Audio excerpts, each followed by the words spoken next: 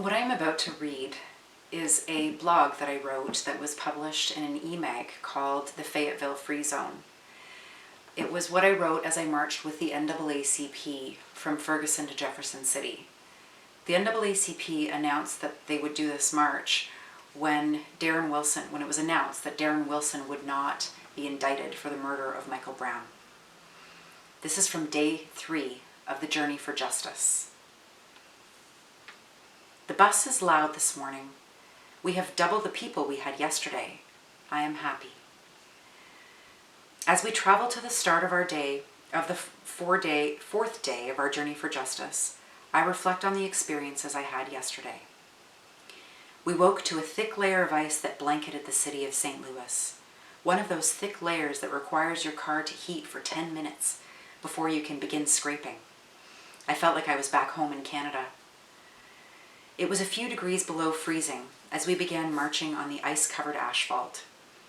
The march was going well, even though we were down to about 20 people yesterday because of the weather and the beginning of the work week.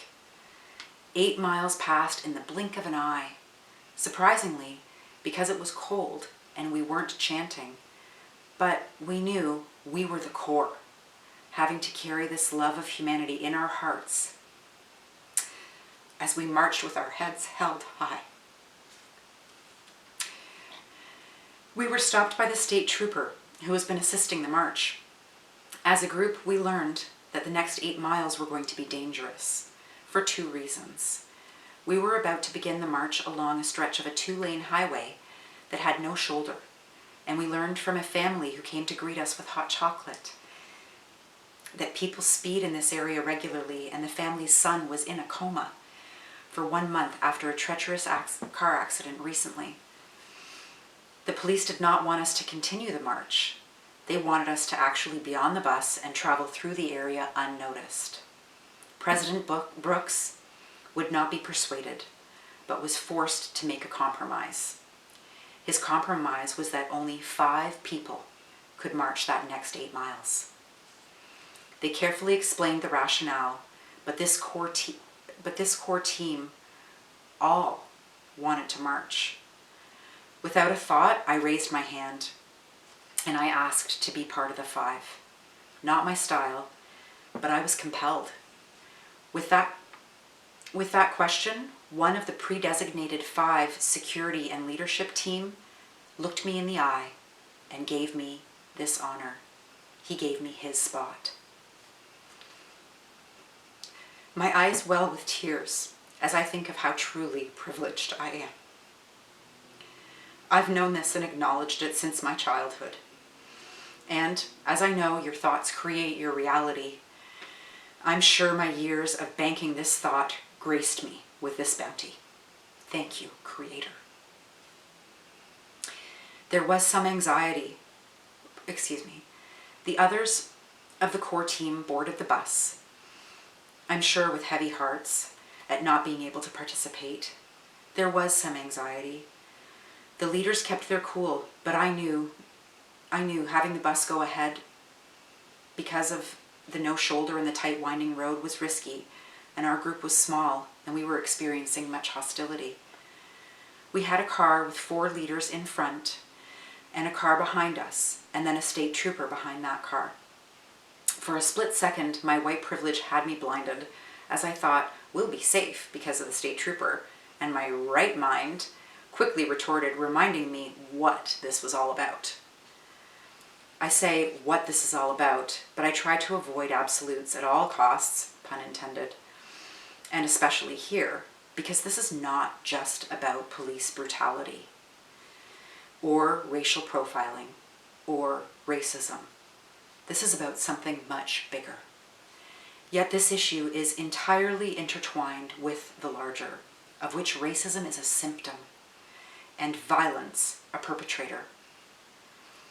I stand for this as the next civil rights movement that will unite the voices of all people in a cry for the stewardship of this planet. For if we have no living planet, none of this will really matter. But the truth is that all matters. All of the systems of oppression are intertwined and interrelated and have humans enslaved to work for money in order to exist. This occupies their mind with worry and fear, such that they don't have the time to engage or even in reading about the murder of the planet and its beautiful people by our violent, disposable, misogynistic culture. And even if they did have a little spare time, it is too depressing. We'd rather numb with the plethora of addictions, sugar being the world's largest, and electronic hallucinations, likely a close second. I get it. I push through that depression. I push it aside every morning to see the truth instead, that each moment is love-filled, if you're looking, in the natural state of this beautiful world. With our first few steps and my white privilege blinders removed, I knew there was question of the troopers' allyship. And make no mistake, the blinders were disintegrated by the hatred and hostility witnessed in those 8 miles. The first time we stopped to let cars pass, I recognized my responsibility to stand out so that my passing white family could see me representing. There was positivity from a few, highlight the word few, but the majority was ignorant, blatant hatred being shouted at the 5 of us. We marched with our heads held high. During our 2-hour walk, I was privileged to hear some of Reverend Brooks' story of how he came to be a social justice activist, and dialogue which united our hearts in the love of humanity. A mile after our exchange, we heard that there were agitators without hoods at the bus, which was waiting for us a few miles ahead, confronting a senior woman of the leadership of the NAACP somewhat aggressively. I felt the heaviness of my tired legs in that moment, and sadness flowed into my heart. The sadness was quickly replaced with adrenaline as we simultaneously noticed a brown pickup truck a few hundred feet away in the forest that lines the side of this small highway. The passenger's door was open, and a man in hunter's colors stood beside the door with a black object in his hands. President Brooks told us to get behind the car in front. As afraid as white people are, I ran to the car, but not out of fear. I asked them if they had binoculars, and if they could look and see if they had seen that man. Pictures were taken, and it was confirmed that the black object was in fact a camera. Being the peace lover that I am, my brain is being broken with the witnessing of all the agitation and hatred that has met us along the way. We continued breathing and walking and emanating peace, absorbing the beauty of this natural world, the flora, the fauna, and the visible substrate of our earth, the life-providing minerals that make up the protruding rock.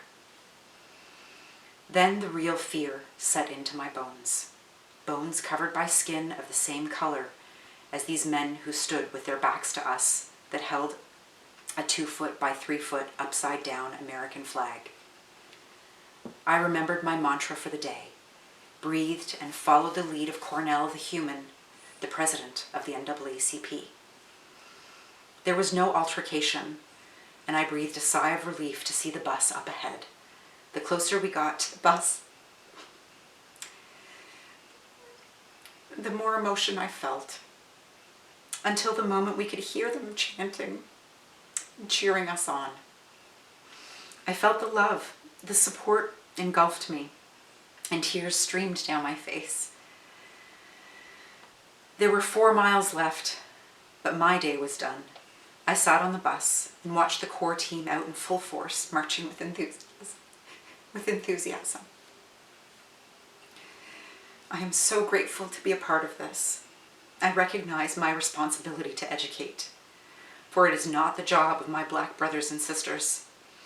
It is my job and the job of other white folks to address racism, call it out, feel their shame, feel our shame collectively, and with our human family grieve these atrocities and take down these systems of oppression that enslave us all. End note. But what I am keenly aware of throughout all of this is the fact that the overall support has far outweighed the negativity, because goodness resides in the human heart of everyone. Thank you.